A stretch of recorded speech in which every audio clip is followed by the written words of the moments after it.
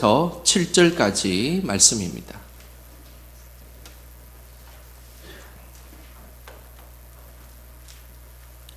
신약성경 385쪽에 있습니다. 베드로후서 3장 1절에서 7절까지 말씀, 우리 한 목소리로 말씀 읽겠습니다. 사랑하는 자들아, 내가 이제 이 둘째 편지를 너희에게 쓰노니 이 두 편지로 너희의 진실한 마음을 일깨워 생각나게 하여 곧 거룩한 선지자들이 예언한 말씀과 주 대신 구주께서 너희의 사도들로 말미암아 명하신 것을 기억하게 하려 하노라. 먼저 이것을 알지니 말세에 조롱하는 자들이 와서 자기의 정욕을 따라 행하며 조롱하여 이르되 주께서 강림하신다는 약속이 어디 있느냐. 조상들이 잔 후로부터 만물이 처음 창조될 때와 같이 그냥 있다 하니 이는 하늘이 옛적부터 있는 것과 땅이 물에서 나와 물로 성립된 것도 하나님의 말씀으로 된 것을 그들이 일부러 잊으려 함이로다. 이로 말미암아 그때의 세상은 물이 넘침으로 멸망하였으되 이제 하늘과 땅은 그 동일한 말씀으로 불사르기 위하여 보호하신 바 되어 경건하지 아니한 사람들의 심판과 멸망의 날까지 보존하여 두신 것이니라. 아멘. 오늘도 이 새벽에 그리고 이 아침에 귀한 믿음의 자리로 나오신 우리 성도님들 늘 축복합니다. 하나님께서 주시는 그 은혜가 늘 가득하여서 힘들고 어려운 순간에도 주님 주신 그 은혜로 힘을 얻고 살아가시기를 부탁드립니다. 우리가 사는 세상은 영원한 것처럼 느껴질 때가 있습니다. 하지만 갑작스러운 일이 생기면 그 영원할 것 같은 그 세상이 금방 문제가 발생합니다. 지난주에 국민 메신저라고 하는 카카오톡이 갑자기 되지 않았습니다. 그래서 전 국민이 불편을 느꼈습니다. 카카오톡은 스마트폰을 사용하는 우리나라 국민이라면 대부분 사용하는 메신저입니다. 지난주 토요일 갑작스럽게 3시 30분부터 이 카카오톡과 그리고 또 제가 잘 이용하는 다음이라는 이 인터넷 사이트가 열리지가 않았습니다. 그날 저는 이게 무슨 일인가 깜짝 놀랐습니다. 서로 카톡을 주고받아야 하는데 분명히 카톡을 보냈는데 상대편의 답변도 없고 제가 갔는 건지 가지 않았는지 도저히 알 수가 없었습니다. 여간 불편한 것이 아니었습니다. 설교 자료도 이제 방송실에 넘겨야 하고 여러 일들을 해야 하는데 이 일들이 진행되지 않아서 상당히 곤혹을 치루었습니다. 카톡 사용이 안 된 것은 카카오 데이터 센터에서 작은 불이 났었습니다. 이 작은 화재로 전 국민이 불편감을 호소했던 것입니다. 모두가 사용하고 있어서 영원히 문제없이 사용할 것만 같았던 그것이 작은 화재 하나로 온 국민이 불편을 겪었던 것입니다. 이런 것을 보면 세상의 것은 영원한 것이 없습니다. 시작이 있으면 끝이 있고 좋은 제품이 있어도 그것도 영원히 사용할 수가 없습니다. 창조가 있으면 종말이 있습니다. 또한 예수님이 성천하셨으면 분명 다시 오실 재림이 있는 것입니다. 그래서 우리는 늘 하나님 앞에서 깨어 있어야 합니다. 다시 오실 예수님이 언제 오실지 모르기에 우리는 준비하며 깨어 있는 것. 이것이 믿음의 삶의 모습입니다. 늘 깨어서 하나님의 때를 분별하며 살아가는 저와 여러분 되시길 주님의 이름으로 소망합니다. 오늘 본문 말씀에는 하나님의 때를 분별하지 못하고 예수님의 재림을 부인했던 자들이 나옵니다. 그들이 어떤 이야기를 하는지 우리 함께 보겠습니다. 3절과 4절 연이어서 같이 함께 읽겠습니다. 먼저 이것을 알지니 말세에 조롱하는 자들이 와서 자기의 정욕을 따라 행하며 조롱하여 이르되 주께서 강림하신다는 약속이 어디 있느냐. 조상들이 잔 후로부터 만물이 처음 창조될 때와 같이 그냥 있다 하니. 말세에 조롱하는 자들이 등장한다는 것입니다. 이 조롱하는 자들이 등장하면서 주장하는 것이 있었습니다. 그것은 바로 주께서 강림하신다라는 약속이 없다는 것입니다. 예수님의 재림이 없으니 그냥 자신이 정욕대로 마음대로 살아갈 수 있다라는 것을 이들이 주장했습니다. 그러면서 재림을 기다리는 자들을 향해서 조롱했다는 것입니다. 이런 주장은 초대교회에 매우 심각한 영향을 주었습니다. 그 이유는 재림을 기다리고 있었던 이들이 갑작스럽게 재림이 분명히 내 세대 때에 얼마 남지 않는 시간에 올 것이라고 기다렸는데 시간이 지나고 또 한 세대가 지났는데도 불구하고 재림이 이루어지지 않았기 때문입니다. 그 빈틈을 비집고 들어가서 재림이 없다고 하니 얼마나 마음이 혼란스러웠겠습니까? 하지만 성경은 분명히 재림에 대해서 말씀하고 있습니다. 심지어 재림의 약속은 베드로를 비롯한 500명이 보는 앞에서 분명한 약속의 말씀이 있습니다. 사도행전 1장 11절 말씀입니다. 이르되 갈릴리 사람들아 어찌하여 서서 하늘을 쳐다보느냐 너희 가운데서 하늘로 올려지신 이 예수는 하늘로 가심을 본 그대로 오시리라 하였느니라. 예수님은 올라가신 그대로 다시 오실 것이다 라는 분명한 재림의 약속을 하셨습니다. 그래서 이 말씀이 지금 고난을 당하고 있는 이 초대교회 성도들에게는 소망의 말씀이 되었던 것입니다. 그런데 문제는 재림이 즉각적으로 성취되지 않고 지연되고 있다는 사실입니다. 이들의 생각에는 예수님이 지금 당장 재림할 것이라 생각했지만 시간이 흐르고 환난과 핍박이 찾아오는데 예수님의 재림의 소식이 없었던 것입니다. 재림의 지연은 초대교회 성도들에게 큰 불안적 요소로 작용하게 되었습니다. 이때에 이런 불안을 틈타서 재림이 없다고 주장하는 이들이 바로 거짓 교사들이었습니다. 이들은 주께서 강림하신다는 약속이 도대체 어디 있느냐라고 반문하면서 믿음이 연약한 성도들을 현혹하기 시작했습니다. 그러면서 이들이 펼치는 논리는 되게 황당한 것들이었습니다.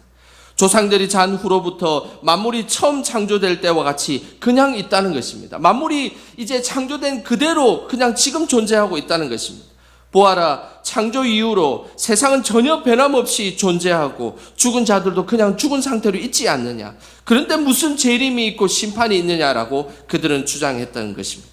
이것이 거짓 교사들의 주장이었습니다.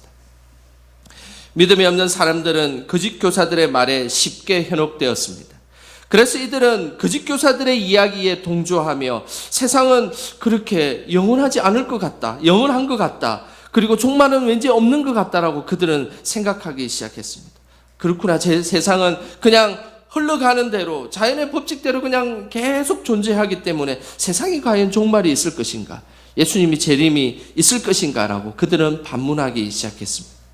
그러면서 세상 사람들도 동일하게 그런 동일한 생각을 갖고 있습니다. 지금 현재에 안주하고 세상이 그냥 영원히 흘러갈 것 같고 그냥 그렇게 지낼 수 있을 것이라고 그들은 생각하게 되었다는 사실입니다. 그것이 그 당시의 분위기였습니다. 그것은 오늘날도 마찬가지입니다. 20세기 초에 인간이 만든 것은 영원히 무너지지 않고 영원할 것이다 라는 것을 주장하였습니다. 그것을 상징하는 배가 하나 있었습니다. 바로 타이타닉 호입니다. 1912년에 지은 이 배는 당시에서 가장 큰 유람선이었습니다. 지금은 이거보다 더 큰 배가 지금은 존재하지만 100년 전에는 이 타이타닉보다 더 큰 배가 없었습니다. 그래서 어떤 배와 비교할 수 없는 아주 어마무시한 배였습니다. 지금 사진에 보는 배가 실제로 그때의 100년 전에 지었던 타이타닉호입니다. 하지만 세상은 끊임없이 변화되면서 더 큰 배가 존재하고 더 큰 어마어마한 그런 여객선들이 존재합니다. 그 당시에 이 타이타닉호는 길이가 269m 정도 됩니다. 축구장을 두 개를 갖다가 동시에 집어넣은 듯한 어마어마한 크기의 배였습니다.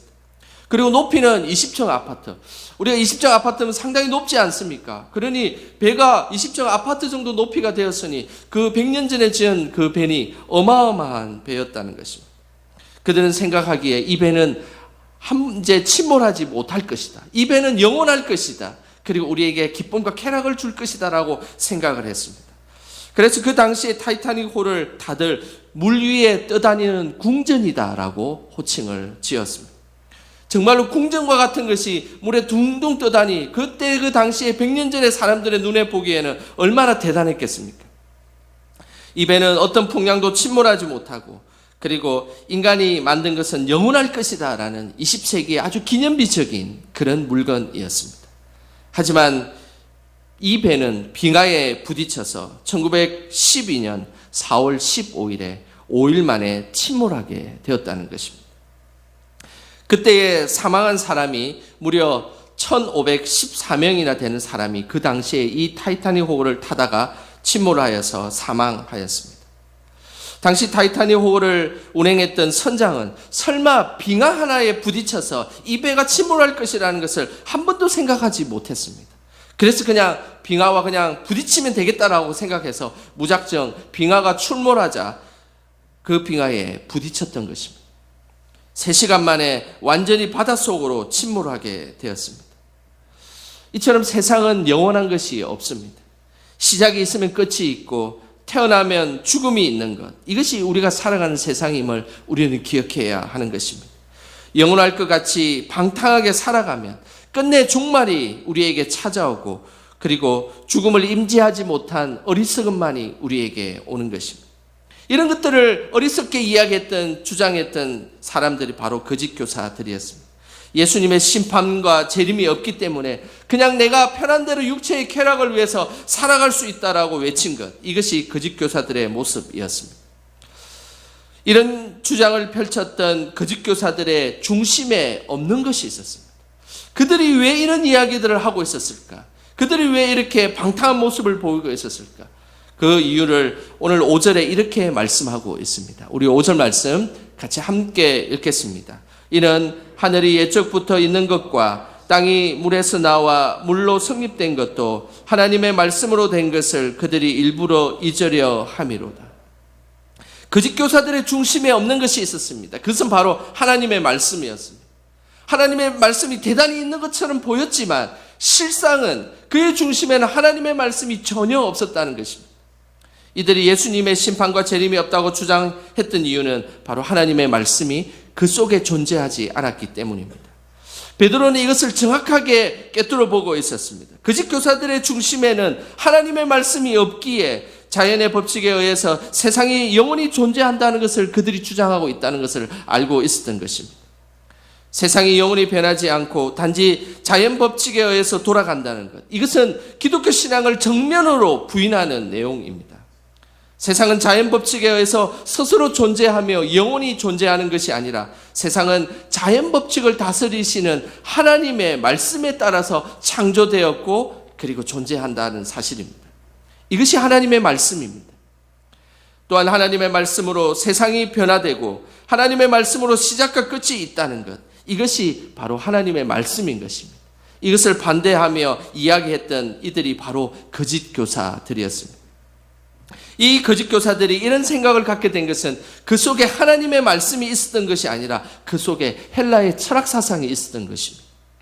당시 쾌락주의를 주장했던 에피쿠로스 학파는 신의 존재는 인정하나 신들은 인간과의 교류를 하지 않는 그런 존재라고 주장했던 것이 에피쿠로 학파의 모습이었습니다. 세상의 만물은 영원히 존재할 것이고 우연히 생긴다는 주장을 그들은 했던 것입니다. 이 주장이 매우 거짓 교사들이 지금 오늘 이 베드로후서에서 주장하는 말씀과 동일한 말씀인 것입니다. 하나님에 대해서 인정하지만 세상은 영원하기 때문에 신적 개입이 없는 그런 심판과 재림은 없을 것이다 라고 그들은 주장했던 것입니다. 또한 신적 개입이 없고 방탕하게 살아갈 수 있기 때문에 그들은 에피쿠로스 학파가 주장하는 쾌락주의의 모습을 그대로 보였던 것입니다. 그래서 육체의 정욕을 따라서 행했던 자들, 그들이 바로 거짓 교사의 모습이었습니다. 자신의 욕망과 육체의 쾌락만을 위해서 살아가게 된 것입니다. 결국 거짓 교사들은 하나님의 말씀에 영향을 받지 않고 오히려 로마의 철학과 사상의 영향을 받았던 것입니다. 베드로는 이런 거짓 교사가 기독교의 진리와 상충되기 때문에 분명하게 성도들이 그 말씀이 잘못되었고 그리고 하나님 말씀이 정확함을 분별해야 된다라고 말씀하고 있는 것입니다. 베드로는 더 나아가 거짓 교사들이 말씀을 알고 있지만 일부러 잊으려 한다라고 지적하고 있습니다. 이 모습은 바로 노아의 시대와 유사합니다. 노아의 시대도 하나님의 말씀을 알고 있음에도 불구하고 일부러 하나님의 말씀을 거부했던 시대, 그 시대가 바로 노아 시대였습니다. 그 대표적인 말씀이 창세기 6장 2절에 그 내용이 나옵니다. 우리 화면을 보시면서 함께 읽어보겠습니다. 하나님의 아들들이 사람의 딸들의 아름다움을 보고 자기들이 좋아하는 모든 여자를 아내로 삼는지라. 노아 시대의 사람들을 하나님의 아들들이라고 말씀하고 있습니다. 노아 시대의 사람들을 하나님의 아들들이라 말씀하는 것은 바로 이들이 거룩한 셋의 후손이었기 때문입니다. 아벨이 가인에게 죽고 난 뒤에 하나님은 셋을 통하여서 믿음의 후손을 이어가게 되었습니다. 그리고 셋이 에노스를 낳을 때에 비로소 사람들이 여호와의 이름을 불렀다라고 말씀하고 있습니다. 곧 그들이 하나님의 아들들이 된 것입니다. 창세기 6장 2절에 등장하는 하나님의 아들들은 하나님의 말씀을 알고 있는 이들입니다. 하지만 이들은 사람의 딸들의 아름다움을 보았고 이들을 아내로 삼았다는 이 말은 이들이 하나님의 말씀을 알고는 있었지만 하나님의 말씀을 거부했다라는 말씀인 것입니다. 여기에서 사람의 딸은 바로 가인의 계통에서 나온 불경건한 사람들입니다. 결국 셋의 후손에서 나온 경건한 하나님의 아들들이 살인자 가인의 후손의 딸들을 좋아했다라는 말씀인 것입니다. 하나님의 말씀을 가진 자들이 하나님의 말씀에 순종해서 셋의 후손들과 결혼하며 거룩함을 보존해야 되는데 그들은 거룩함을 보존하지 않고 오히려 육체의 정욕에 눈이 멀어서 살인자의 후손들과 결혼을 하기 시작했다라는 것입니다. 일부러 하나님의 말씀을 거부한 것입니다. 이처럼 노아 시대는 하나님의 말씀을 가진 자들이 일부러 하나님의 말씀을 거부하며 죄를 짓고 육체의 정욕대로 살아갔던 시대가 바로 노아 시대였습니다. 이런 노아 시대에 대해서 하나님은 어떻게 하셨을까요? 오늘 그것을 베드로후서 3장 6절에 이렇게 말씀하고 있습니다. 우리 같이 함께 읽겠습니다. 이로 말미암아 그때의 세상은 물이 넘침으로 멸망하였으되 하나님은 타락한 노아 시대에 물로 심판을 통해서 멸망시켰습니다. 그리고 하나님의 말씀에 순종한 노아의 가족들만이 하나님께서 구원하셨습니다. 이것은 세상이 영원할 것처럼 보이지만 결국 하나님의 주권 아래에 있음을 우리에게 말씀하고 있는 것입니다. 세상이 영원한 것 같고 세상이 그냥 평생 또 다음 날이 우리에게 존재할 것 같은 그런 세상 속에 살아가고 있지만 우리는 기억하셔야 됩니다. 우리는 항상 하나님의 주권 아래에 있고 하나님의 말씀 가운데 있음을 우리는 기억해야 하는 것입니다.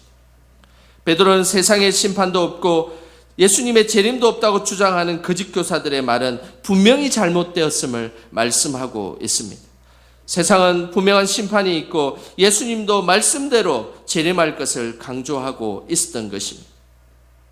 말씀이 중심이 없는 거짓 교사들을 따르지 않고 신앙을 지키는 방법이 무엇일까요? 그것이 오늘 본문 1절과 2절에 이렇게 말씀하고 있습니다. 우리 1절과 2절 같이 함께 읽어보겠습니다. 사랑하는 자들아, 내가 이제 이 둘째 편지를 너희에게 쓰노니 이 두 편지로 너희의 진실한 마음을 일깨워 생각나게 하여 곧 거룩한 선지자들이 예언한 말씀과 주 대신 구주께서 너희의 사도들로 말미암아 명하신 것을 기억하게 하려 하노라. 사도 베드로는 거짓 교사들을 따르지 않고 믿음을 지키기 위해서는 말씀이 생각나게 하고 말씀을 기억해야 된다라고 말씀하고 있습니다.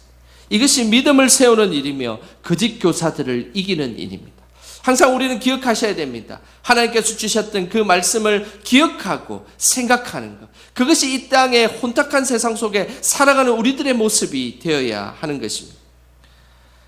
말씀 없는 거짓 교사들이 끊임없이 유혹하고 잘못된 이단 사상을 극복할 수 있는 것은 말씀 중심으로 살아가는 것입니다. 다른 어떤 세상의 것들로 살아가는 것이 아니라 항상 말씀 중심으로 살아갈 때 우리는 그것의 분별력을 키울 수가 있는 것입니다. 세상에 종말이 없다고 주장하는 거짓 교사들을 향해서 말씀에는 분명하게 그 말씀을 우리에게 알려주고 있습니다. 성경은 분명하게 세상의 끝을 말씀하고 있습니다. 마태복음 24장 14절입니다. 우리 같이 함께 읽어보겠습니다. 이 천국 복음이 모든 민족에게 증언되기 위하여 온 세상에 전파되리니 그제야 끝이 오리라. 성경은 복음이 세상에 전파되면 그때의 세상의 종말이 올 것을 분명하게 말씀하고 있습니다. 그래서 종말이 없고 세상이 영원할 것 같은 사람들을 향해서 그것은 분명히 잘못되었다. 분명히 세상은 종말이 올 것이고 세상은 끝이 있다라는 것에 대한 말씀을 그들에게 알려주어야 한다는 것입니다. 우리도 하나님의 말씀을 생각하며 늘 종말이 있음을 깨어 있어야 합니다. 그래서 이것을 이 땅의 말씀을 가지고 살아가는 우리들의 성도들의 자세가 되어야 하는 것입니다. 또한 예수님은 절대 다시 오시지 않는다는 거짓 교사들은 분명히 잘못되었고 분명하게 예수님의 재림에 대해서 말씀은 이렇게 말씀하고 있습니다. 마태복음 24장 44절 말씀입니다. 우리 화면을 보시면서 함께 읽겠습니다. 이러므로 너희도 준비하고 있으라. 생각하지 않는 때에 인자가 오리라. 예수님은 우리가 항상 주인이 언제 올지 모르기 때문에 깨어서 기다리라고 말씀하고 있습니다. 그러면서 생각하지 않을 때에 분명하게 인자가 올 것을 말씀하고 있습니다. 악한 종은 주인이 드디어 온다고 생각하고 친구들을 괴롭히고 흥청망청 먹고 마시며 지내는 것이 악한 종의 모습입니다. 하지만은 하나님 앞에 지혜로운 종, 충성된 종은 늘 깨어서 예수님의 오심을 기다리는 것, 이것이 충성된 종의 모습인 것입니다. 그러므로 거짓 교사들이 아무리 종말이 없고 예수님의 재림이 없다 해도 하나님의 말씀을 기억하고 그것을 간직한다면 우리는 분명히 분별할 수가 있는 것입니다. 이들의 잘못된 유혹과 사상에 이길 수가 있는 것입니다. 이 시대의 대안은 무엇이겠습니까? 바로 하나님의 말씀을 생각하고 기억하는 것입니다. 이런 삶이 이 시대에 필요한 우리들의 삶의 모습임을 우리는 기억해야 하는 것입니다. 늘 하나님의 말씀을 붙잡고 살아가시기를 주님의 이름으로 소망합니다. 15세기 중세 시대에 정말로 영적 암흑기와 같은 시대가 바로 그 시대였습니다. 특별히 영국은 교리적으로 퇴보하고 교황의 법은 하나님의 법보다 중요하게 생각했습니다. 그러니 교황의 한마디가 하나님의 법보다 더 우선되었고 그리고 황제와 왕보다 더 높은 지위에 있었던 시대가 그 중세 시대였습니다. 이런 타락의 근본적인 이유가 무엇이겠습니까? 인간의 말이 하나님의 말씀보다 위에 있었기 때문에 그것이 분명한 타락의 근본적인 이유였던 것입니다. 우리는 어떤 것도 우리 인간이 얼마나 대단한 지식을 이야기하고 대단한 철학과 사상을 이야기할지라도 하나님의 말씀의 위보다 하나님보다 더 위에 없음을 우리는 고백해야 하는 것입니다. 이들에게 이 시대는 성경 번역을 금지하였고 교황청의 허락 없이 성경을 번역하는 것을 출판하지 못하게 했습니다. 어떤 한 집이 주기도문과 십계명을 라틴어가 아닌 영어로 가르쳤다가 7명이 화형에 당하는 일도 벌어졌습니다. 이런 시대에 성경을 목숨보다 소중하게 생각했던 한 인물이 있었습니다. 그 사람이 윌리엄 틴데일이라는 사람입니다. 그런 영국뿐만 아니라 모든 사람들이 영어로 번역된 하나님의 말씀을 읽어야 한다는 거룩한 소명을 가지고 있었습니다. 그러면서 하나님의 말씀을 번역하면서 윌리엄 틴데일은 이런 고백을 하였습니다. 나는 내 양심을 거슬러 하나님의 말씀 중 한 음절도 바꾸지 않을 뿐 아니라 이 땅에 있는 모든 것, 즉 그것이 명예나 쾌락이나 부나 그 무엇이 되었던 간에 그것들이 나에게 주어진다 해도 그러한 일은 결코 하지 않을 것입니다. 이런 아주 강한 결단을 갖고 성경을 번역하고 많은 사람들에게 성경을 보급해야 된다라고 그들은 결정하였던 것입니다. 그런 영어로 된 성경을 번역한 뒤에 영국의 정보기관에 잡혔습니다. 그러면서 1년 6개월 동안 감옥에 갇히게 되었죠. 그런데 그때도 비밀리에 성경을 계속 번역하였습니다. 그는 1536년 10월 6일 줄에 꽁꽁 묶인 채 화형으로 처형에 임하게 되었습니다. 그는 죽음을 맞이하게 되었던 것입니다. 그는 죽으면서 이런 기도를 하였습니다. 주여 영국 왕의 눈을 열어 주시옵소서라고 그는 기도를 하였습니다. 그는 죽으면서도 영국 왕이 말씀의 눈에 띄기를 그리고 말씀으로 이 땅을 살아가기를 기도했던 것입니다.